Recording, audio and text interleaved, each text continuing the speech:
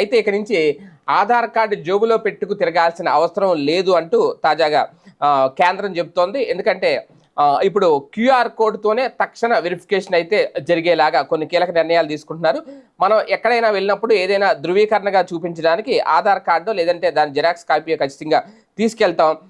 అయితే ఇక నుంచి మాత్రం ఆధార్ యాప్ అనేది ఇప్పుడు పూర్తిగా రాబోతుంది. ఈ ఆధార్ యాప్ ద్వారా మన స్కానర్ అయితే అందులో క్యూఆర్ కోడ్ అయితే ఉంటుంది.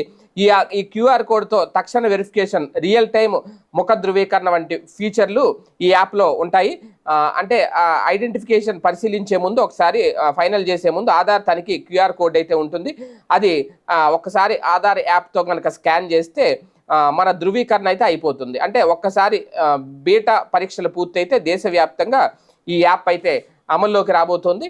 అంటే ఇక్కడ నుంచి మనం ఆధార్ కార్డు తీసుకుని వెళ్ళక్కర్లేదు. ఎలాగా మొబైల్ ఉంటుంది కాబట్టి అందులో ఈ ఆధార్ యాప్ వేసుకుంటే మనం ఇలా